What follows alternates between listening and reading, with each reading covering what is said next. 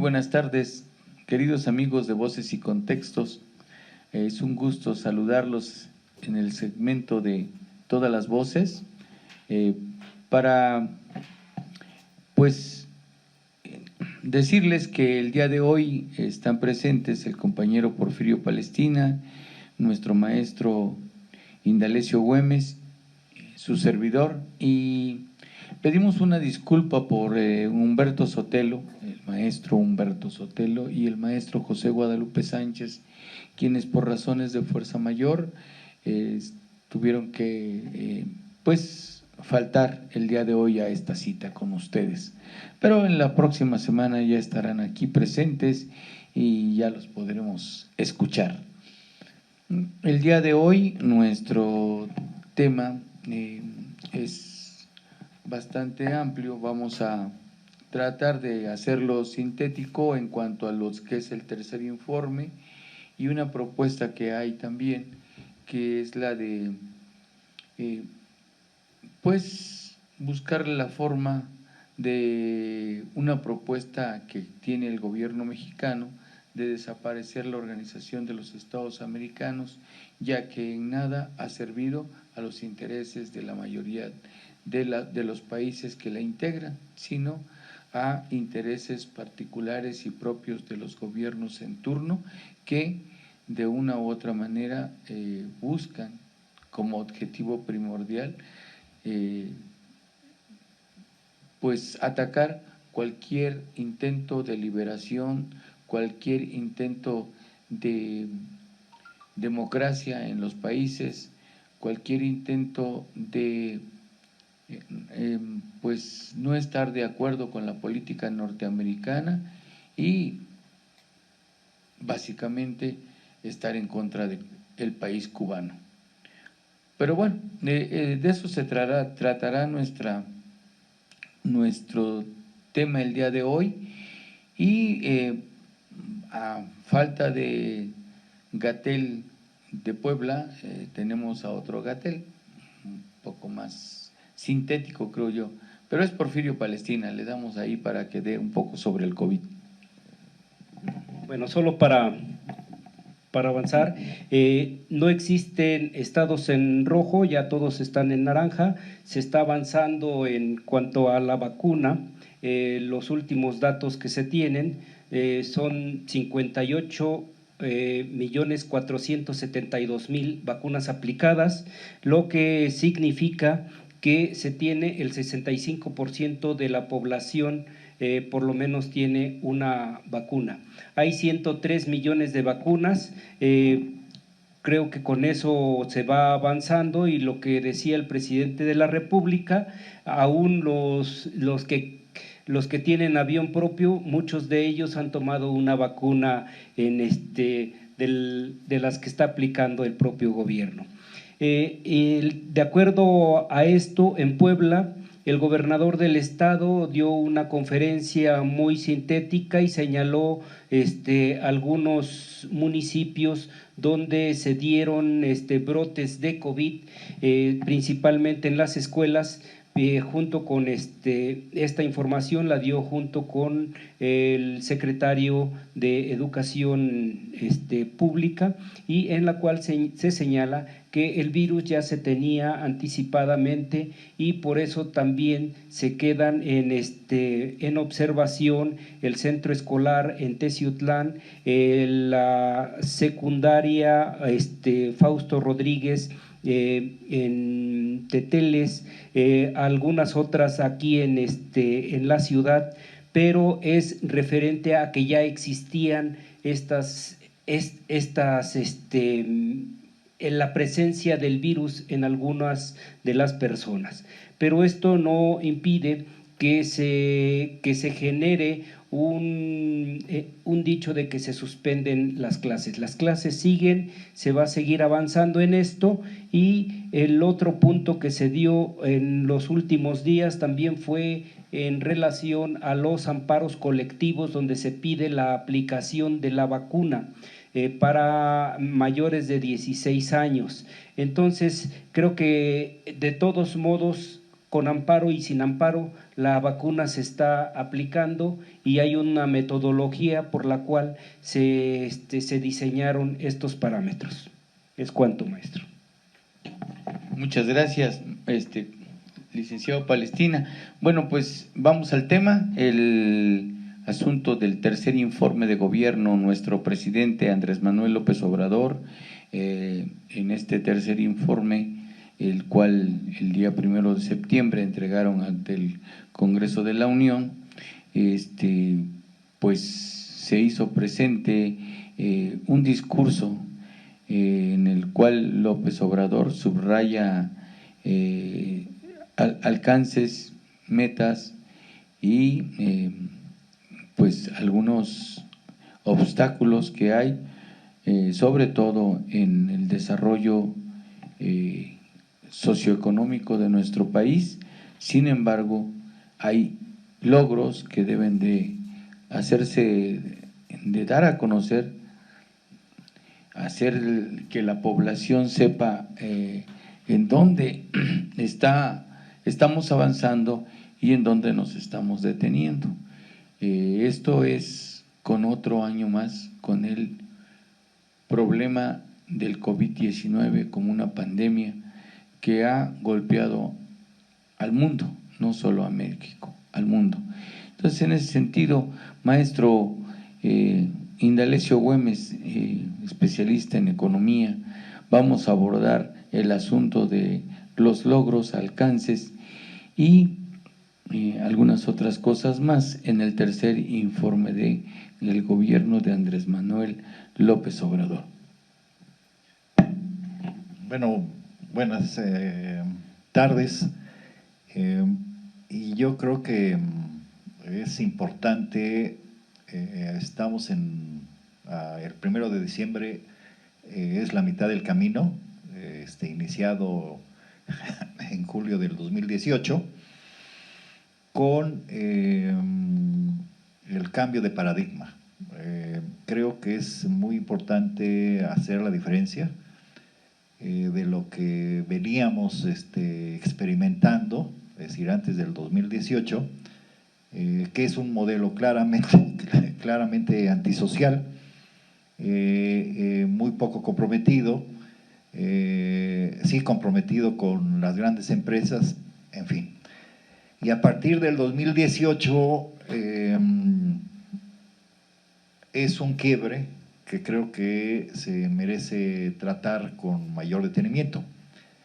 Pero para poder comenzar abordar el tercer informe, quiero que primero, es decir, se va a cumplir 3 años y dentro de estos 3 años, 1 año y 8 o 9 meses en pandemia.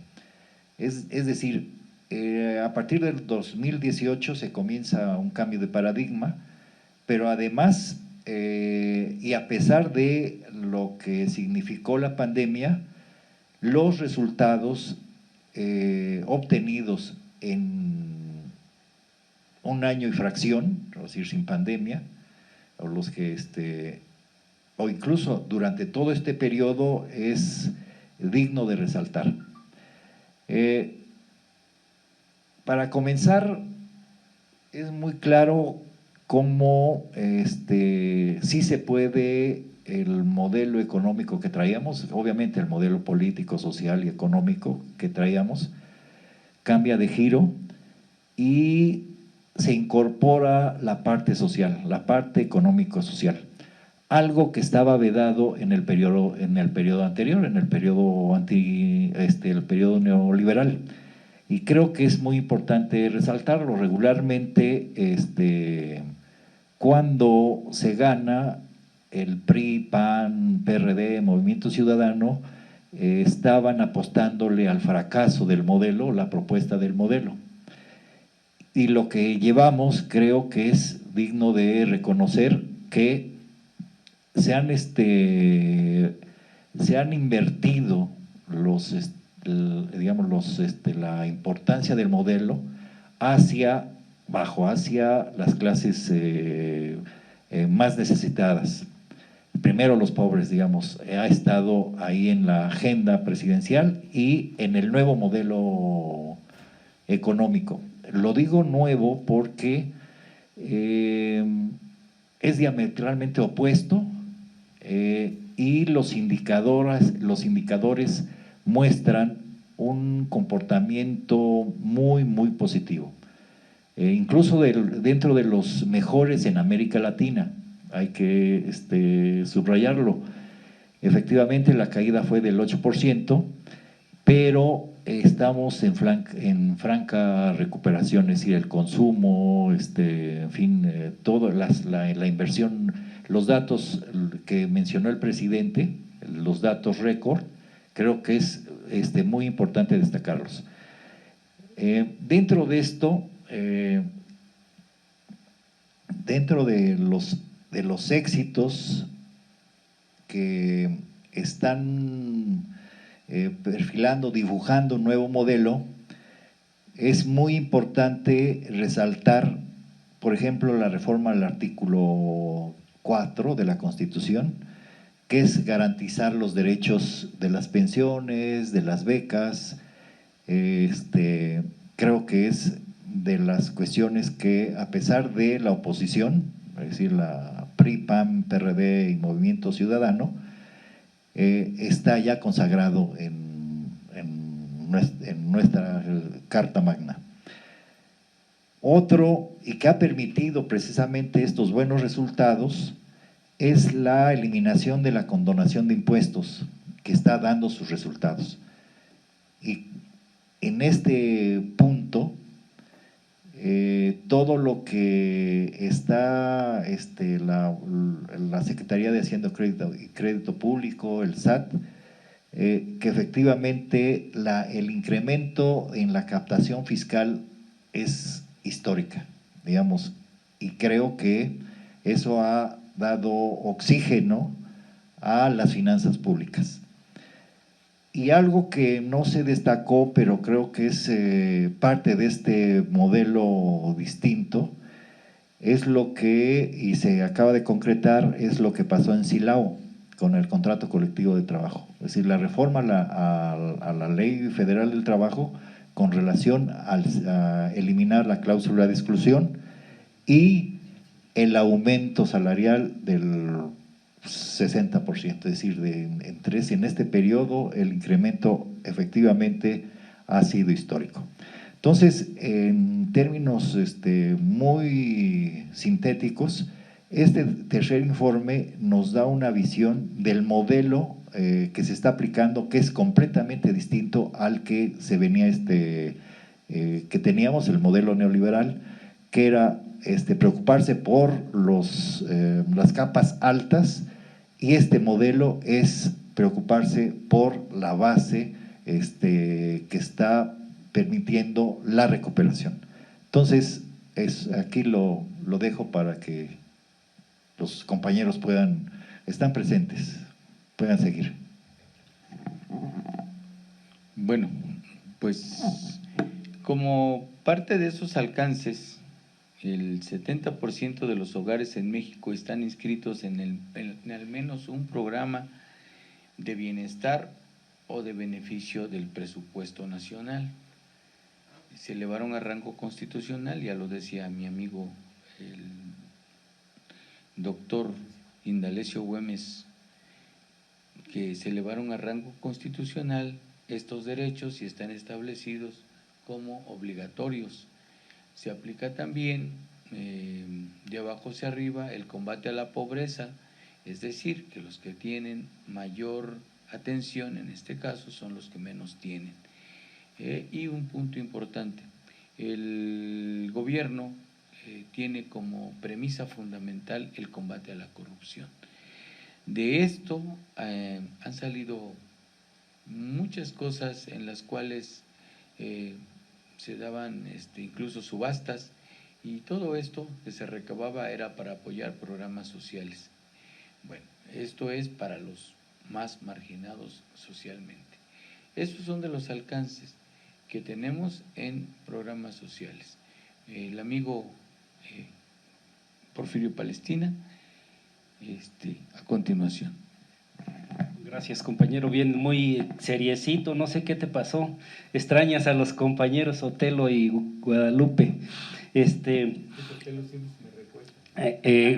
Bueno, aquí en esta política de la Cuarta Transformación es importante entender que se viene a detener la no privatización. Se dice, alto a la privatización, momento, ya párenle, ya se acabaron el país, ahora lo tenemos que levantar, y empieza a rescatarse algunas situaciones como se empieza a generar el rescate de la refinería de Tula, que acuérdense que el señor Calderón, el innombrable, nada más dejó una barda y esa fue su refinería. Otro de los puntos es la de Dos Bocas, y otro punto interesante es la refinería de Houston, que ahora ya prácticamente es de México, y muchos dijeron que para qué comprar chatarras. Ahora, de lo que se trata es que si México está produciendo petróleo, lógico es que también produzca gasolina. Y otro de los puntos es que no ha habido incremento de la gasolina, se ha mantenido en un parámetro, y viene una política interesante donde se ha combatido al huachicol, y esto le genera automáticamente al gobierno federal tener recursos. Otro punto interesante es el pago de la deuda. Y otro punto más importante también es que no se endeudó al país, que es algo importantísimo, que además ahora los Vox, Fox y ultra derechistas, todos estos de los PRIAN, PRD y demás, que es la extrema derecha, están viendo cómo generar alguna política contraria y no están contentos con ello, porque lo que querían era que México se endeudara debido a la pandemia y les diera dinero, y entonces ese dinero se fuera a las empresas gigantes, se les condonaran los impuestos y muchas cuestiones de estas. Pero vamos a ver algunas otras cuestiones de estas.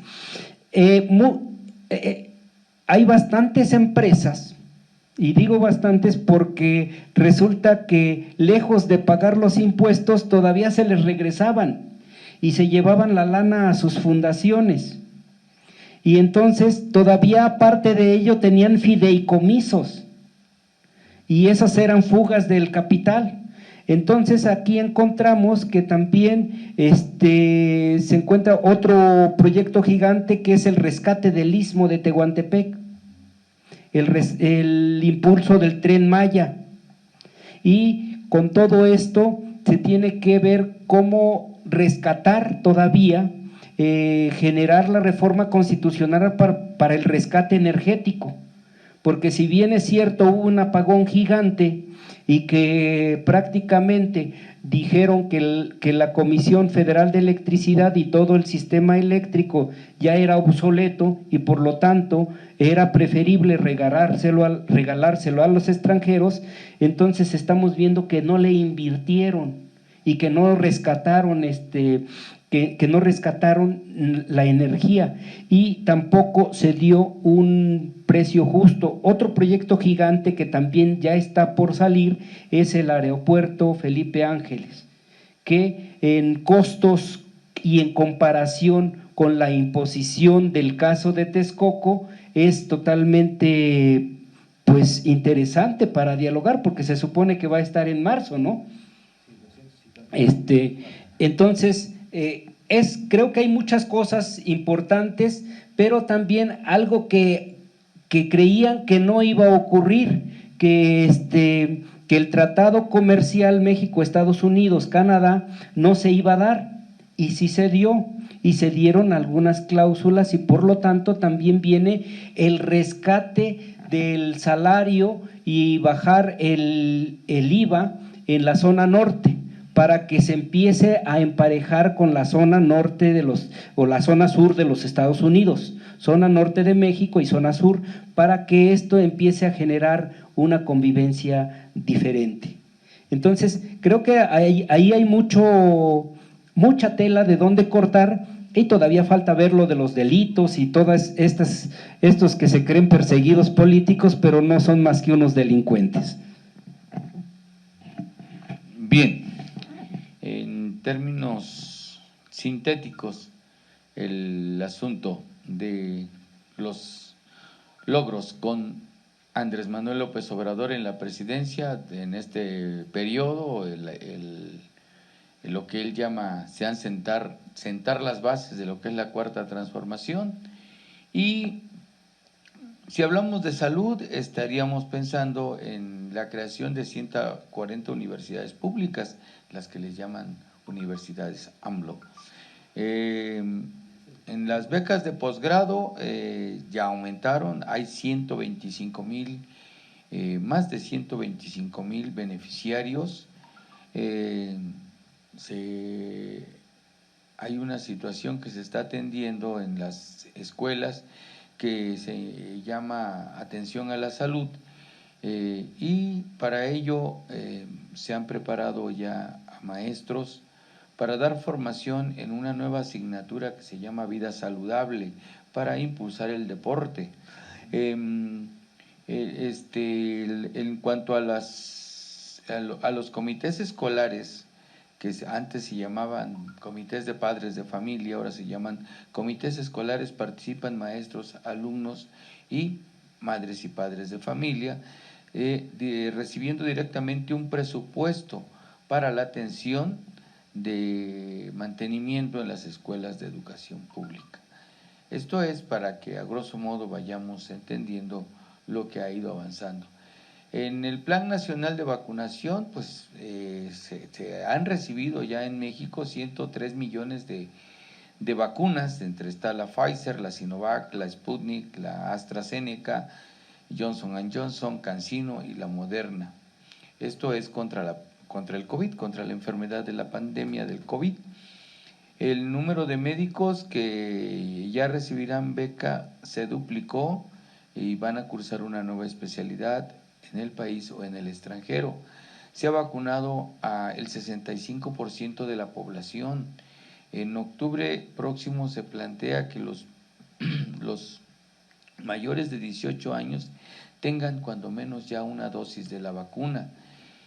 Y se siguen construyendo hospitales que se recibieron en condiciones deplorables de ese gobierno neoliberal, y de lo que tanto se jactan y dicen que la salud era primordial para ellos, ¿no? Para ellos era primordial los negocios.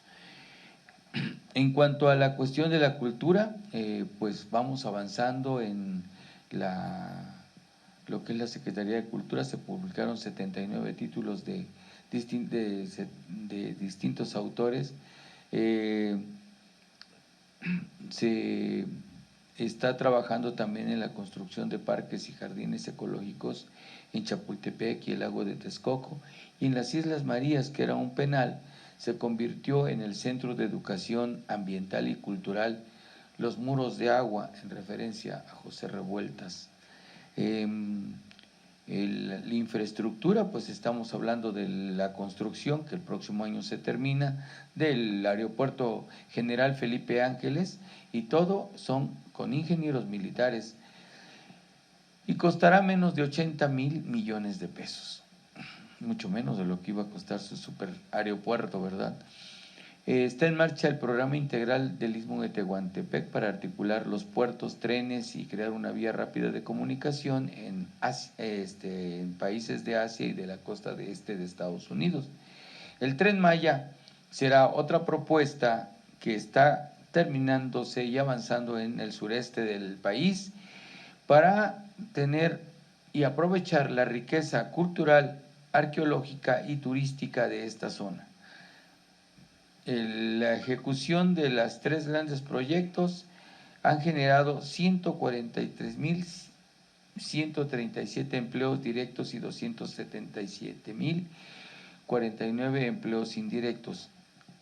El proyecto de construcción del nuevo aeropuerto de Tulum en Quintana Roo también ya es un hecho. En energía, pues se amplía la producción en la refinería de Tula Hidalgo con 70,000 barriles diarios de combustible. Próximamente se inaugurará en Dos Bocas, Paraíso, la refinería que lleva ese mismo nombre, de Dos Bocas. Hay una compra de una refinería en Houston, Texas, que aumentará la producción de gasolina, diésel y otros combustibles y se destinarán al abasto del mercado interno del país. Se le da prioridad al mercado interno. No se extrae más petróleo que el indispensable para cubrir la demanda de combustible del mercado interno. En seguridad se crea la Guardia Nacional y esto ha posibilitado combatir de una manera directa el 95% del robo de combustible, o sea, el huachicoleo. Los homicidios han descendido, no como quisiéramos, pero han descendido un 0.5%. El robo de vehículos un 28%, el secuestro un 18%, y van a la baja la mayoría de delitos del Fuero Común y Federal. Eso es en términos de seguridad. En la economía se han establecido como política central el combate a la corrupción, no aumentar impuestos ni subir el precio de los combustibles. Las remesas han aumentado a 48,000 millones de dólares, un 18% más que el año pasado. Las reservas de julio, de acuerdo al Banco Mundial, han alcanzado la cifra récord de 4,540 millones de dólares. Los pronósticos para este año en cuanto al crecimiento de la economía van hacia el 6%. La inversión extranjera en el primer semestre es de 18,433 millones de dólares. Quiere decir que es un aumento de 2.6% al registrado el año pasado y es el mejor en la historia de este país, de nuestro país, México. No se ha contratado deuda pública adicional. Tampoco se ha devaluado el peso en estos 2 años y medio de gobierno, como había sucedido en décadas anteriores, donde lo más común era que el peso se devaluaba. El salario mínimo ha aumentado en términos reales un 44%. Esos son los logros económicos y el empleo, lógicamente, como ha crecido, a pesar de la pandemia, pasamos a un crecimiento de 20,613,000 trabajadores asegurados en el Seguro Social, lo cual nos da una cifra del empleo. Quiere decir que hemos aumentado esa cifra en más de 1,202,000 empleos. El programa Jóvenes Construyendo el Futuro ha captado a 1,800 mujeres, a 1,800,000 mujeres y hombres de 18 a 29 años trabajando como aprendices y percibiendo por lo menos el salario mínimo, lo que significa que tenga la posibilidad de poder subsistir en esta situación en la que estamos viviendo. Estos y los demás logros han sido, a pesar de la pandemia, a pesar de una derecha ultraconservadora que ha buscado golpetear cualquier programa, proyecto e iniciativa que se presenta en el Congreso de la Unión, tanto en la Cámara de Senadores como en la Cámara de Diputados, y además ha servido para que en lugar de golpear al gobierno, lo fortalezca. Es por eso que uno de los logros más importantes es la democracia en nuestro país. Vamos a darle la voz a nuestro amigo, el maestro Indalecio Güemes. Bueno, para ir cerrando este punto, que no se nos olvide que la promesa del presidente Andrés Manuel López Obrador con relación a la luz y la gasolina, el caso de la luz sí es muy, muy importante, por eso en este periodo del Congreso se va a empujar muy fuerte la reforma la reforma energética. Y quiero subrayar que que no se den lo que se está dando en España, digamos, eso porque ha salido publicado cómo los españoles descuidaron este sector, se lo entregaron a las empresas que también andan por aquí en México, que tenían todo el pastel y ya afortunadamente ya no lo tienen, y los precios de la luz se han incrementado, no solo de la luz, sino también de las gasolinas, en fin, y creo que sí es bastante, es el momento adecuado para ir a fondo con relación a la reforma energética. Con relación a la gasolina, es decir, estamos a 3 años y yo sí creo, digamos, no hay necesidad de saber mucha economía o tener mucha formación, pero los pasos que se están dando para el 2023, la gasolina va a bajar.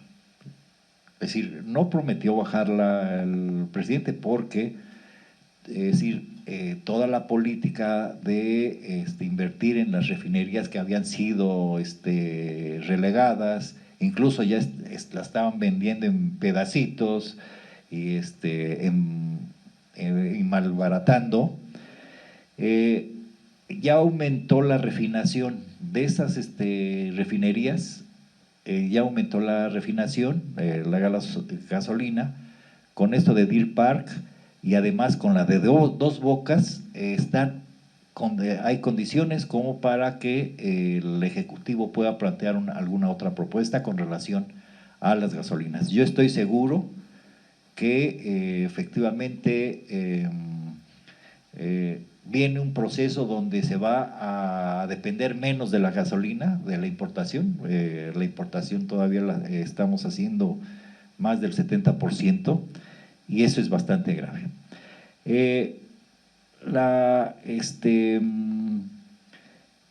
Hay que estar atentos con relación al cambio del director del Banco de México, es decir, recuerden que ya está cantado, Herrera pasa a ser el presidente del Banco de México, y eso es muy importante porque en términos del texto neoliberal, los recursos que se van a recibir del Fondo Monetario Internacional, ellos están planteando que no se puede pagar deuda. Y el Ejecutivo se mantiene firme, que efectivamente se va a utilizar para el pago de la deuda.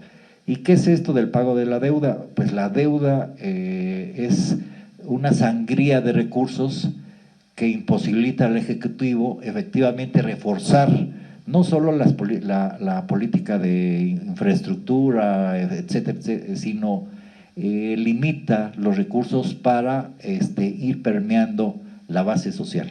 Entonces sí es muy importante efectivamente eso de pagar la deuda, hay que subrayarlo, no nos hemos endeudado. A veces en la información periodística se plantea que ha aumentado, pero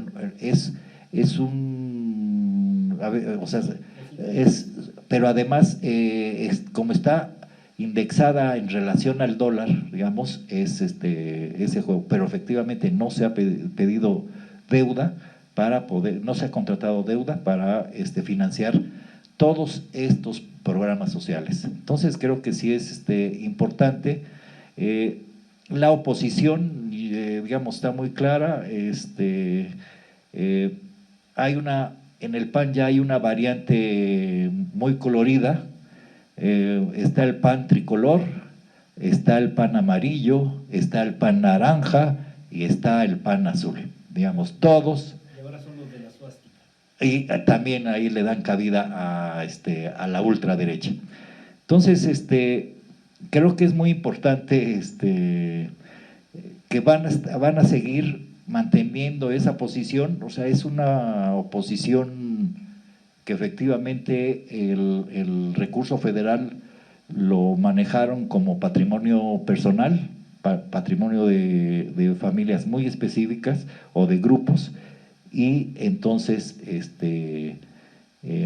no veo que puedan cambiar de posición, y entonces esto exige que el Congreso, efectivamente, Morena y sus aliados vayan a profundidad, porque son los últimos 3 años. Digamos, a partir del 1 de diciembre son otros 3 años, y creo que lo que había dicho Palestina y Delfino, los proyectos se están dinamizando ya del centro hacia el sur, y eso va a afectar, muy importante, porque hay que buscar la manera en cómo Puebla se debe de vincular hacia el sur.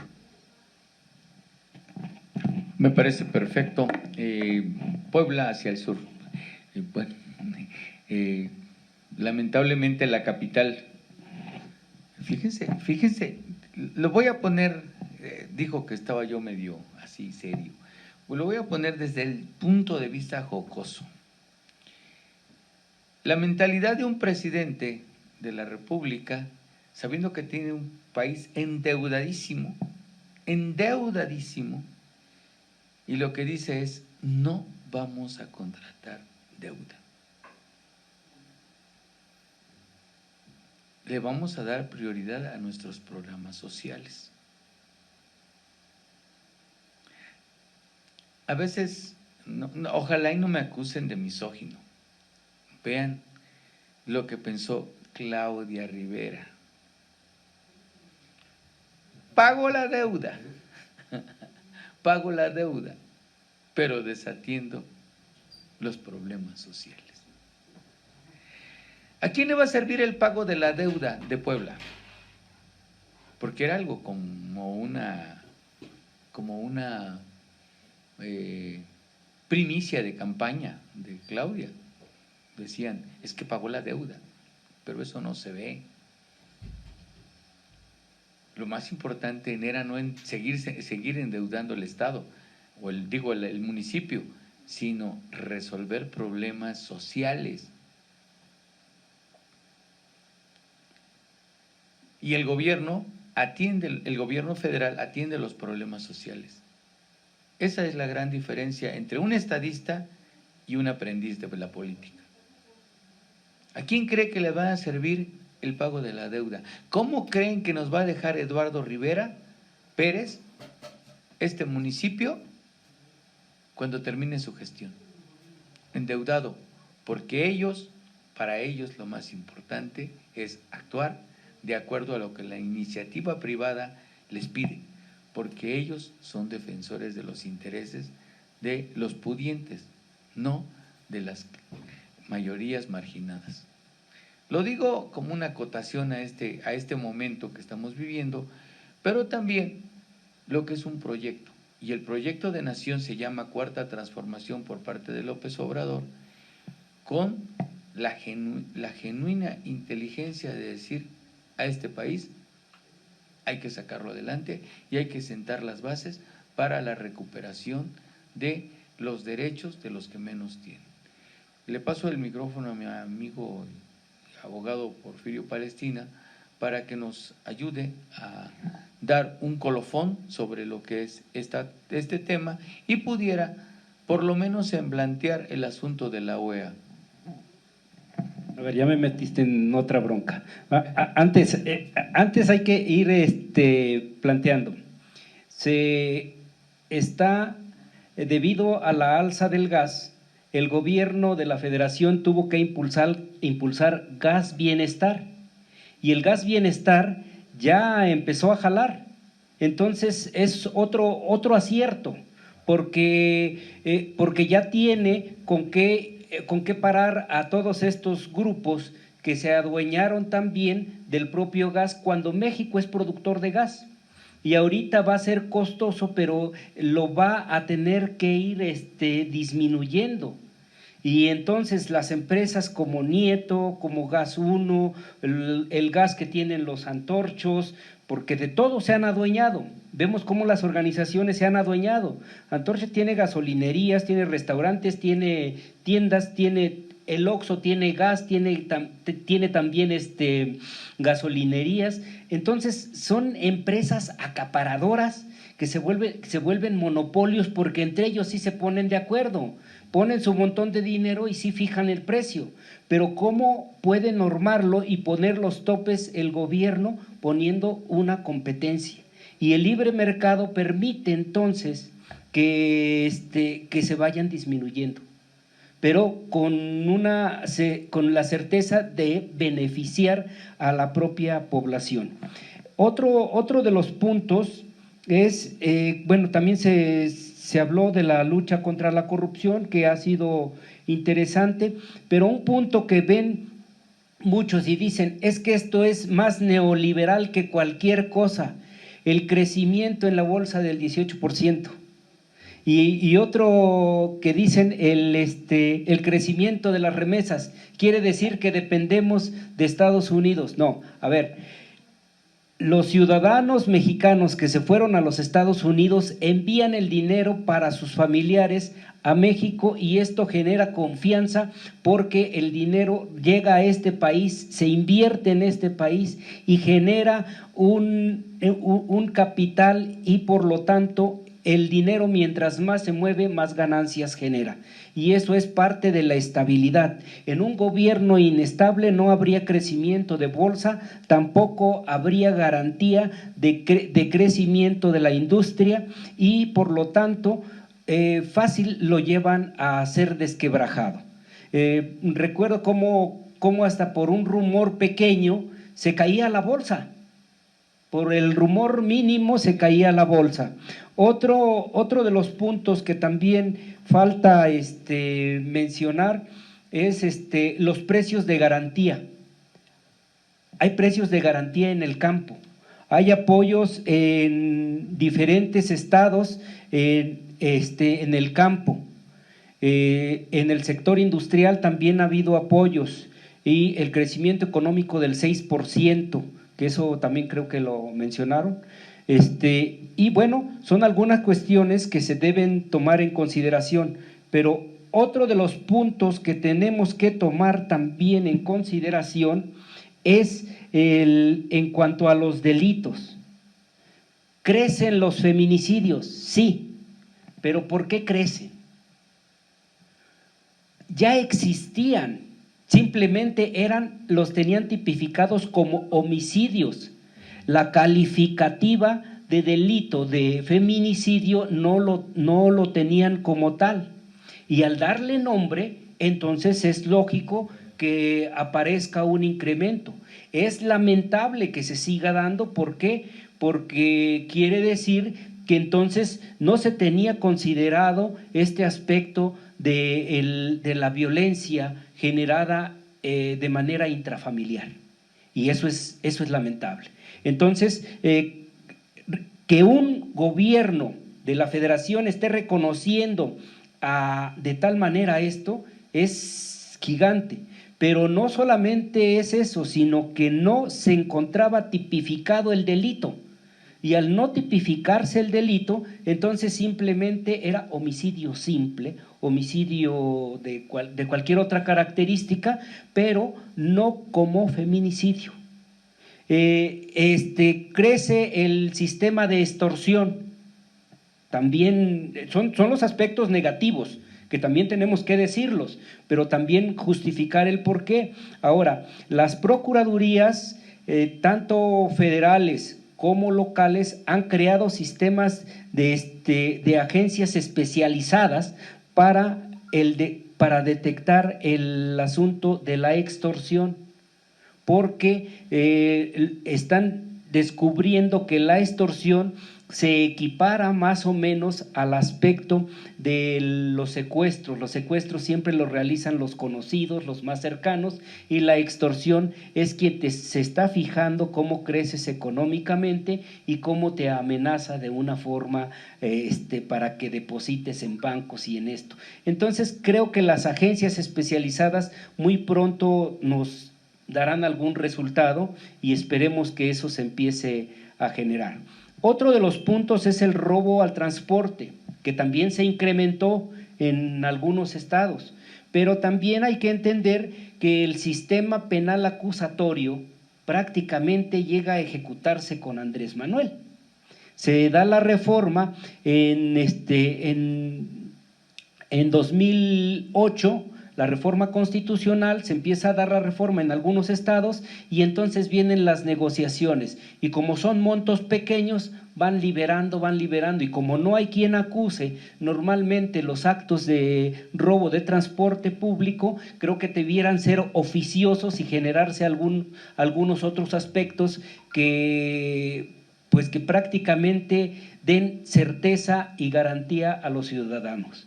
Pero es más, este punto del robo del transporte es más hacia abajo en los estados que de manera federal, salvo que se dé el robo de transporte en carreteras federales.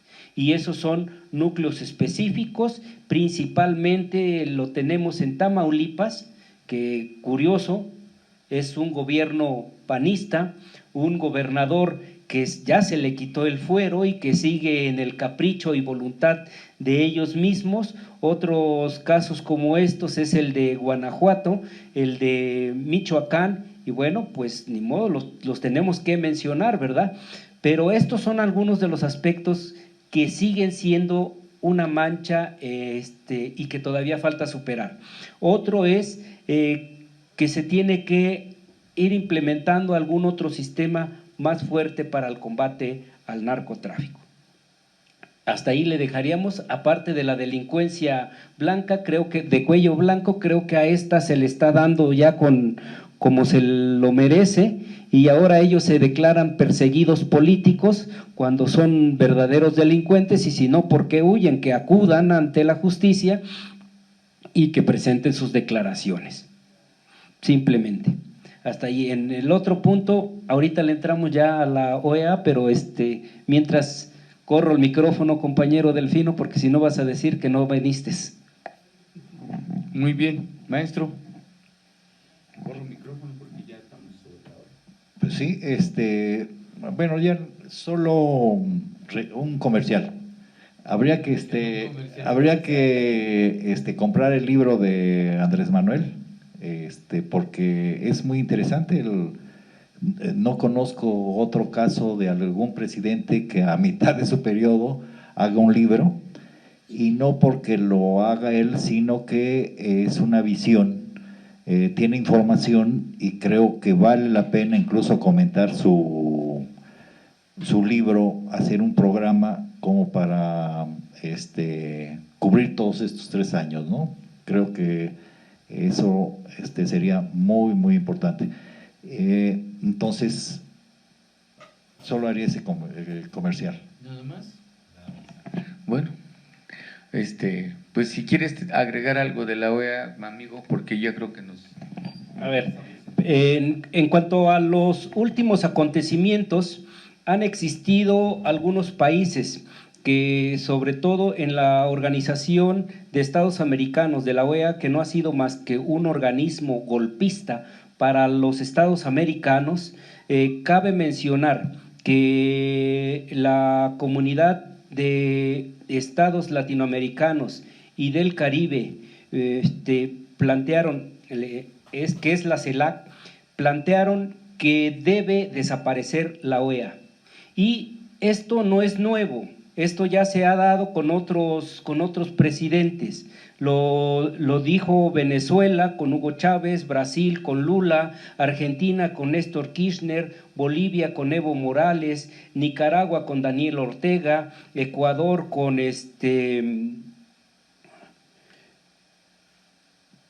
Sí, Ecuador también y Panamá. Bueno, pero aquí lo importante es que en esta conferencia, en la 21 conferencia de la CELAC, interviene y el presidente de la República plantea, ¿para qué queremos un Estado golpeador?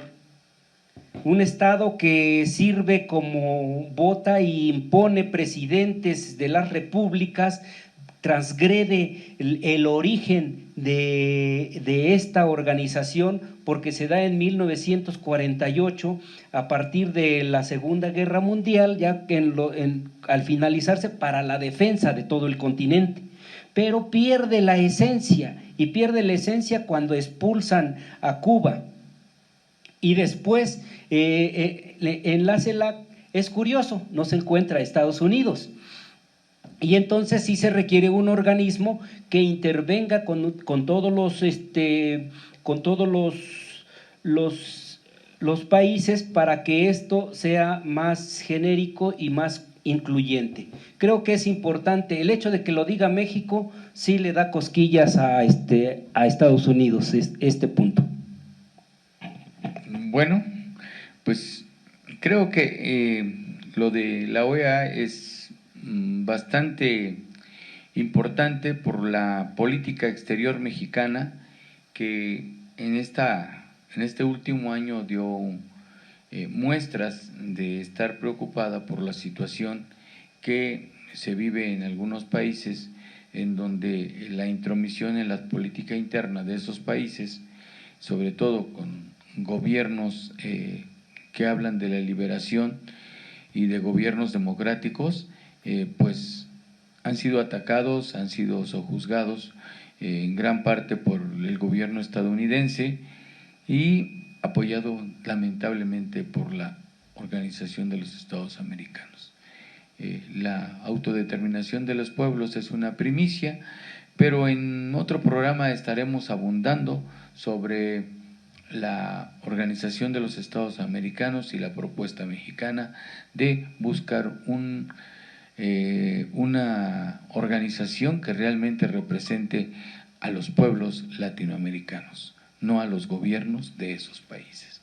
Eso sería el colofón en cuanto a ese tema, y en cuanto a la otra situación del informe, pues considero que así, por haberlo escuchado de los amigos Indalecio Gómez y Porfirio Palestina, este gobierno se apuntala como un gobierno de la Cuarta Transformación, como un gobierno que busca el progreso, que busca la transformación y sentar las bases reales en economía, en política social y sobre todo en lo que es la política, dado que la democracia es un sustento insustituible en un país que quiere progresar. No necesitamos que nos vayan a querer cambiar en otros países, como lo ha hecho los senadores del PAN, que fueron a firmar con una organización española, Vox, a firmar un convenio para combatir el comunismo. No, señores, en México no hay eso. En México hay un gobierno emanado de un ejercicio democrático que está buscando el cambio. De otra manera, estuviéramos hablando de otra situación. Y ahí sí tendrían razón de decir lo que fueron a decir a España los panistas, que son las que representan a la derecha y a la ultraderecha, y lo digo así, ultraderecha, y me refiero a Julen Rementería de Veracruz, senador que desafortunadamente, Veracruz es mi estado, pero desafortunadamente representa a esas personas, a ese pueblo que alegre, porque los de Veracruz somos alegres, pero además que no pensamos en limitaciones, no pensamos en vender nuestra dignidad. Julen Rementería fue a España a vender la dignidad de los mexicanos. Creo que no hay para más. Lili Telles también está ahí inmiscuida y otros varios, pero México avanza con el proyecto de la Cuarta Transformación y un presidente que se consolida como el mejor presidente de este país, que es Andrés Manuel López Obrador. Muchas gracias, que tengan muy buenas tardes. Nos estamos despidiendo y nos vemos el próximo sábado.